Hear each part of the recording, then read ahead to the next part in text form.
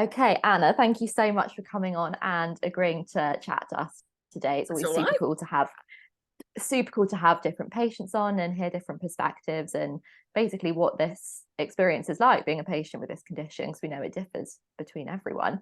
So, in as many or as few words as you want, what is the kind of story behind your health, your diagnosis, and where you are now with MEN1? Okay, so I first got poorly probably in July of 2017, and it was the parathyroid disease, but I didn't know it at the time. It was sort of misdiagnosed as a UTI and then pelvic inflammatory disease. So I had loads of antibiotics that didn't do anything. It ended up with a hospital admission with sort of abdominal pain, vomiting, and I think they incidentally found that my calcium levels were high at that time. They also said that I've got large fibroid and that could be causing my issues. So I think I finally ended up with surgery for parathyroid at the end of 2018 and felt really, really grotty up until that point. Then hysterectomy. Then they found that I'd got a nodule on my thyroid as well. So I ended up having radioactive iodine after that. So quite a long period of time of sort of finding stuff out. And then I think at the end of it, my calcium levels never went back to normal. And I think the consultant was like, oh, we would need to rescan you. And then when they rescanned me, they found another parathyroid that was enlarged. And then it went on to, oh, maybe we've discussed this at an MDT. We want to talk to the team in Oxford. We're going to have a look at possible genetic causes is what they told me. So I got that through on a letter. Do you mind having some blood taken? No, that's fine. I had bloods taken. And then honestly, when I got that result back, it could have knocked me down, with a feather, because even though you're agreeing to have a test done, I didn't really know what I was being tested for. And I didn't have any genetic counselling or anything before the test result. And I got it in a letter. So I got my result in a letter, which I thought was a pretty shitty way of doing things, just saying, oh, you've got this MEN1, possibly could affect your pancreas and your pituitary as well as your parathyroids, and has implications for the family. I think we'll refer you on to genetics. And I think that was the week before Christmas. And I thought, I don't like the sound of that. So I'm a nurse and I didn't really do anything about it. I thought I'm just going to put that on hold, which isn't like me at all. But just from the letter, I thought it kind of scared me. And I thought, I'm just not going to look at that until after Christmas. I'll just wait. And then I took it into work and I showed it to a couple of GPs and said, I've got this letter. What do you think? And their reaction was so over the top. So I had one hug me who's never a hugger, another one sort of shut the door, started Googling it, and then shut down the computer really quickly. And so their response was so weird. I thought, oh, I'm worried now. So I got home and Googled MEN1. And I think probably like a lot of people, the first thing that comes up is, oh, genetic disease, average age of death is 50. And I was sort of 48 at the time. And that was the first thing that I found. Honestly, I was in absolute bits. And I think, you try and go on something that is a little bit sort of, rather than your standard Google search, I thought, right, Macmillan, it sounds cancery. Let's go on Macmillan. And I think that the information on Macmillan is completely scary as well. That doesn't say anything positive, anything good. Scared myself reading that. And then I just sort of did a massive internet search trying to find everything that I absolutely could on MEN. And I finally came across Amend. And I think that was my sort of saving grace, just because there's so much information on there. And I think I had a follow up. So I got the letter just before Christmas and I had a follow up with the endocrinologist at the end of January. And she was meant to discuss the diagnosis with me. But by the time I got there, I knew far more about MEN1 than she ever did. And she sort of said, right, I think we need to get you in and we need to do these blood tests and we need to do an endoscopy. And at the end of the consultation, I ended up emailing her the research from Raj Thacker saying, I think what you told me in the appointment was completely wrong. I think the blood tests that you suggested are the wrong blood tests. I think I need to be having scans. I don't think I need an endoscopy. And she did a complete backtrack. She was just like, oh, I'm so sorry. I'm going to refer you on to Oxford. We'll get you in for the scans. And so that was sort of the start of my MEN1 journey. And then since then, I've had a further parathyroid and thymectomy. I found out that the hysterectomy surgery is quite common with MEN1, that there's loads of us that have had sort of fibroids. So that's why I had my hysterectomy. So that's quite common with MEN1. And then I've also had, so the most recent scans that I've had have found I've got 2 tumors in my pancreas. So I've got 2 pancreatic tumors. I've got 1 tumor on my adrenal gland. I've got a tumor on my pituitary as well. And I've also got a couple of growths on my liver. But I don't think they're adenomas. I think they're something else weird and wonderful. And I've also got all the little spots around my nose that everybody else has got. So that's my sort of disease profile. That's where I'm at. Yeah. Wow. I love the fact you're laughing and smiling, because I think sometimes you have to, don't you? And it does, some of it does become funny after a while. You just think, you know, there is this slightly, in a weird way, slightly sort of darkly humorous side to health and everything we have to go through. So yeah, I'm glad you're smiling. I'm sure you weren't at various points in that, through that trajectory. I think some of the stuff that stands out to me is, you know, and you've mentioned this to me before, was the feeling dropped into kind of a black hole because of the way that you received the diagnosis.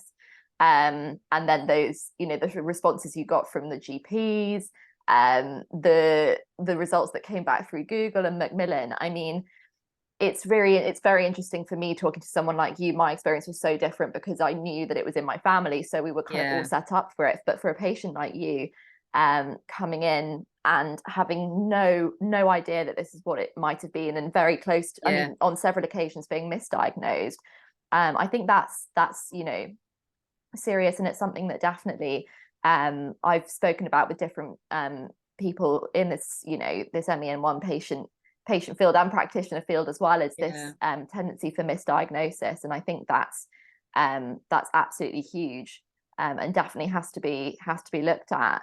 And in your experience, because obviously you kind of, the first year anyway, I remember you saying to me, was a lot of this trying to get yourself the right care and find the knowledge yourself, because actually that wasn't presented to you. What did that feel like in terms of you know, stress levels, or sort of trust, anything like that?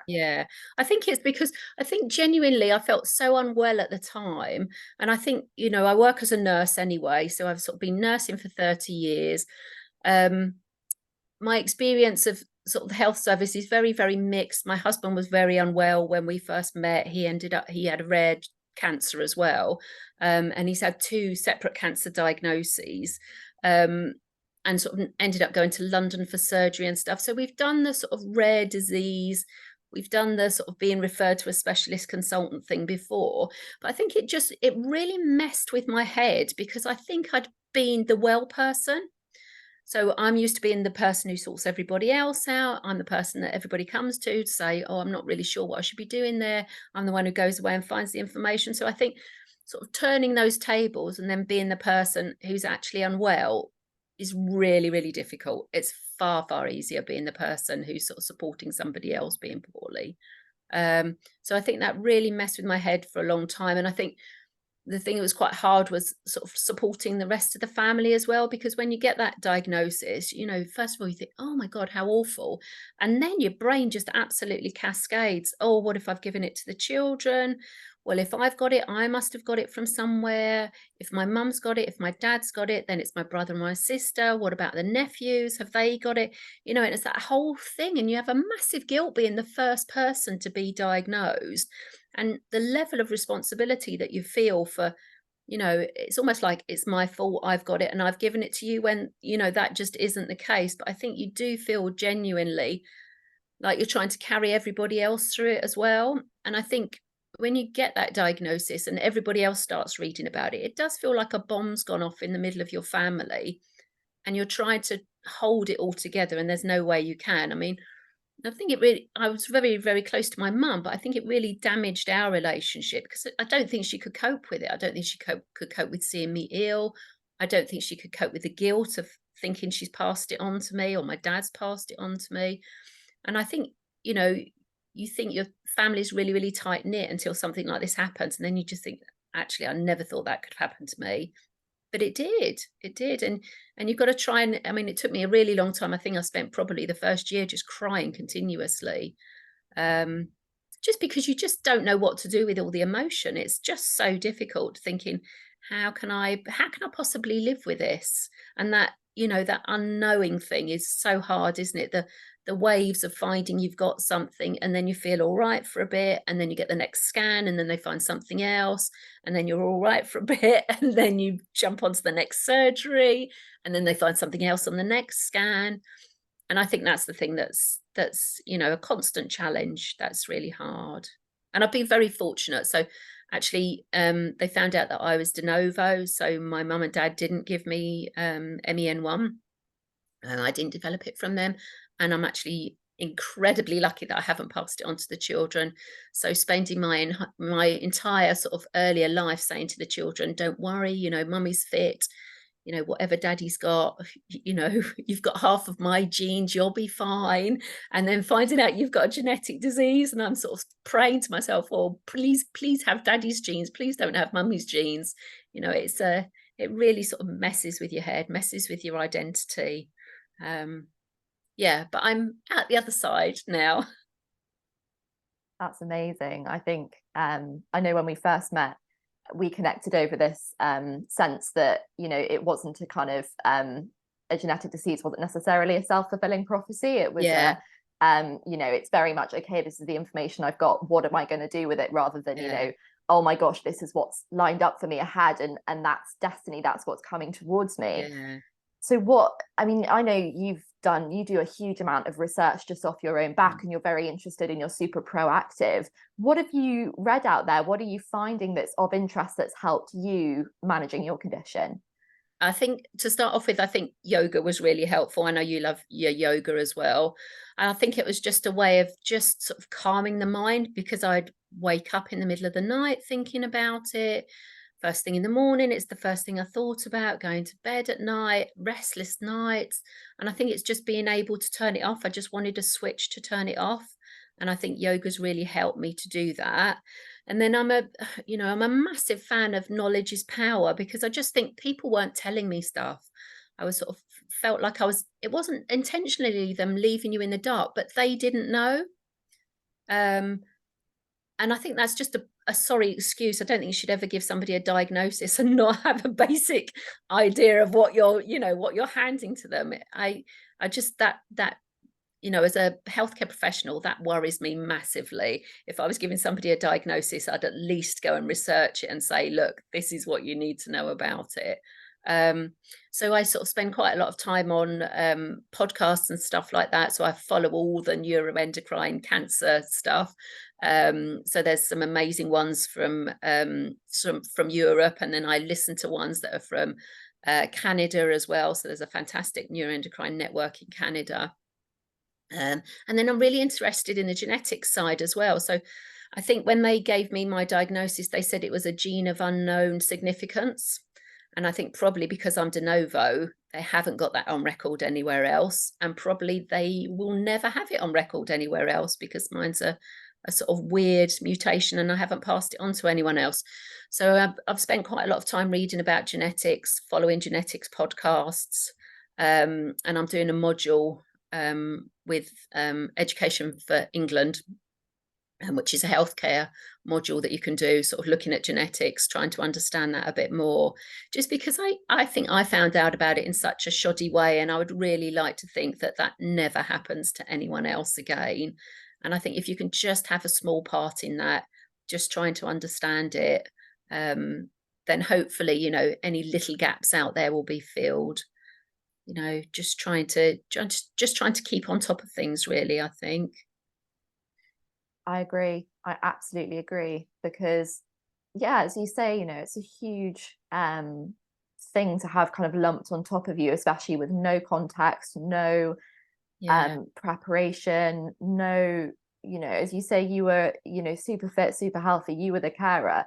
you know, you weren't the one who got unwell, and then suddenly this came along, and as you say, to be given the information without, and then feeling as though what should be your support system is slightly crumbling in and of itself because there's no right information, or just no information, full stop. I think that's incredibly difficult. And you are, you know, you're right to recognize, I think I agree, that the fact that you know, if they didn't know, they didn't know, but actually that's not really necessarily a good enough excuse when you're giving someone a diagnosis. And I guess that's part of the system, you know, that our healthcare is, you know, there are gaps and there are holes, and what I believe is that, you know, with our experience, it's up to us to start filling it in and helping other people and passing that forward. And it's fascinating hearing about, you know, everything that you're looking into.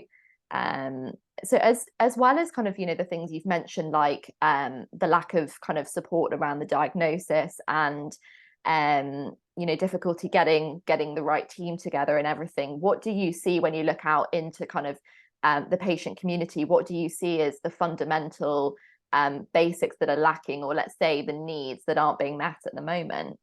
Yeah, I think it's the initial stage at diagnosis. I just think that's woefully unhelpful. Basically, you know, it's saying to somebody you've got this and then walking away and just expecting them to pick up the pieces, I think is absolutely tragic, because I mean, it's such a huge thing, isn't it, to dump in the middle of a family with so many repercussions. I just think that should never happen. And I think, you know, it's lovely being sent to a specialist center, but it takes so long to get there. So, you know, from me being seen and being diagnosed, it was 6 months for me to get to see anyone in Oxford. And I think, you know, I got my diagnosis on a bit of paper the week before Christmas, and then I didn't get to see anyone in genetics until like 9 months after that point.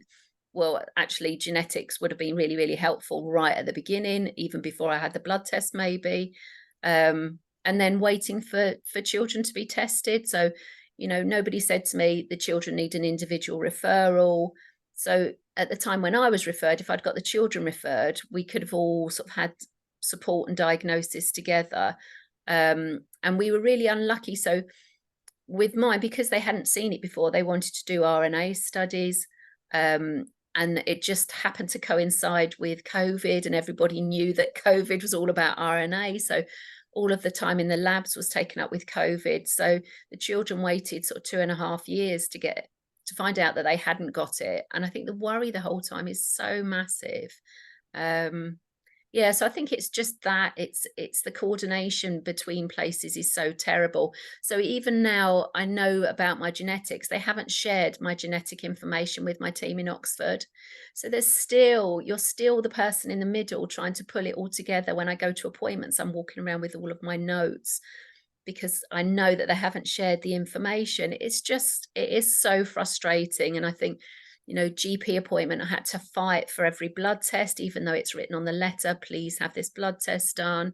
You know, it's fighting your way through the system. Or I need an appointment, I just need to talk to a GP so they can do the referral letter for me. Or you've got to wait 6 weeks, you know, to talk to a GP. And you just think, I've waited so long. Everything is just so long. So I think it's just that lack of coordination. Actually, you need to be your own linchpin. And I think it's fine doing that when you're well, but it's really, really difficult to do that when you're unwell. And I just felt like you're trying to juggle a job, you're trying to juggle a new diagnosis, and then trying to juggle so many hospital appointments.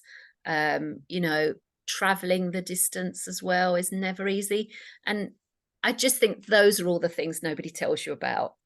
You know, those are the things that somebody needs to say. Just put your life on hold for the next 6 months, because you're not going to get any peace and quiet. This is going to be a constant. You trying to sort yourself out. Absolutely. You're right. I think you've hit the nail on the head. There is a just on a on a level of kind of basic healthcare, like GP level primary care. Yeah. We all already know, you know, there's stuff going on. It's not easy. Everyone's doing what they can. But obviously when you are the one, you're in the center of your health and you're the one having to manage it. And when you can sort of see things falling apart, it's like, oh my gosh, what can I grasp onto? Absolutely. And I think it's like being able to manage that with the perspective and the calm that ideally you want, also knowing that, you know, it is going to bring up stress and emotion at the time, and being able to kind of navigate through that and lean in for support and all of that, I think is hugely Yeah. valuable. Yeah, and Really, I really think, valuable. even though, so I work in a GP surgery, I'm a nurse practitioner, and even though I sort of know how to navigate the system, I know how to jump through all of the hoops. I can get a blood form, I can go and get the blood test done by myself. One of my friends will do it. And even that didn't, make it smooth. So you just think somebody without those connections, somebody who's hitting this and is waiting all the time for all the appointments, it just takes so long to get sorted. Yeah, it's a shame, really. It's a shame, because once you've got the answers, and once you know where you're at, it just, the level of stress is just so massively reduced. And when you look from when you're diagnosed to where I am now, I never thought I would get to this point. I thought my life would be one of chronic disease, chronic illness. I think the parathyroid made me feel so unwell. It was really like somebody waving a wand, making you 90 overnight. And I thought, this is just going to be the rest of my life. This is going to be awful. My husband's going to have to care for me. He's going to have to do all the cooking, all the cleaning. So yeah, to get out the other side, to have the surgeries, to get the opportunities that I've had since then, to get myself fit. I never thought I'd be fit. So yeah, it is amazing. And as much as you really don't want the disease, I don't think I would have done any of the things that I've done without the disease. So you kind of got to go, every cloud has a silver lining, don't you? And perhaps having MEN1 has been the making of me, who knows? I couldn't agree more. I think you're right. It can seem like an odd thing to say, but actually, Yeah. you know, we're here and we're who we are because of what's happened to us and what we've had to deal with and learn and, you know, make mistakes in. And I think that's amazing. And I think particularly, you know, with your experience and the fact that you are so well and you do so much, you know, to make sure that you're well. You know, it's not just it's not just that you wake up every day and you feel amazing. You put steps in place, and you have things that you do. And I know, you know, you're training for your walk and everything, Yeah. which is incredible. I think if you were to, you know, look back at you know, your past self before diagnosis, just on the brink of that moment, knowing what you know now, what would be the advice that you'd give to yourself? Just take it easy. You'll get out the other side. And I think it feels so overwhelming at the beginning. I just feel it was putting my life on hold for a year, really, just because I couldn't get my mental health sorted out. And I never thought myself as a sort of weak person. I never thought of myself as somebody that would need counselling. I sort of poo-pooed all of that sort of touchy-feely kind of stuff. But yeah, I did. I really needed it. I really needed a men's service. I really needed the counselling. I really needed time to regroup. And you can't rush the stages. It is like going through a grief. You cannot rush your way through that. It takes time. And to think that, that you could come out of it the other side is quite amazing, because I really thought, this is it. This is it. This is, my life's over. I did feel like that. Yeah. So being fit is good. So at 50, I'm the fittest I've ever been in my entire life. I feel positive every day. I go to the gym. I'm doing things I never thought I'd be able to do. So yeah, and I think without that push, without, having the opportunity. So with Amend last year, I did the Desert Trek. And I took myself a year before that to try and get myself fit. And I think without that opportunity, I would never have done that. So I still might have been hobbling around and feeling sorry for myself, because it's very, very easy to get in that sick role, isn't it? It's very easy to think, actually, I can't do anything. I feel unwell. And then you end up doing less and less. Your body deconditions. So I try, every step I do now, it tries to be a positive spiral upwards rather than a negative spiral downwards. So yeah, I'm a firm believer in, pushing yourself. Well, I think, you know, people listening back to this will be inspired because, you know, as you say, I'm sure right now it's hard to kind of picture where you were at some of the lowest points, and those weren't in their few for you. So I think it's incredible, and I always love to end on a note of, you know, positivity and what is possible rather than, you know, what isn't possible. So I hope that this, for people listening back, this is a form of inspiration to, as you say, not to necessarily assume that things are going to happen a certain way. You know, as you said, look at you thought you were going to be chronically ill for the rest of your life, and you're about to, you know, you're about to do a desert trek. So you know, there's stuff to laugh about and smile about as well, which is amazing. And I think it's, once you do one positive thing, you know, it leads to other positive things. So I managed to change my job. You know, I'm in a far better place emotionally, financially. You know, I was sort of stuck in a rut for a long time, and you just sort of can't imagine getting out of it. So yeah, one positive step leads to many positive steps. So anybody who's just sort of starting off on this journey, hang in there, it will get better. That's amazing. Thank you so much, Anna, for your time, for sharing. As I say, I hope that people can, you know, draw from your experience how much there is, you know, that's possible when we choose to look at it that way, and to accept how difficult it can be as well, and to manage it all, basically, not to kind of shut off to any of it. So yeah, it's been really, really fantastic to have you on, and hopefully get you back soon sometime. Thanks, Lizzie.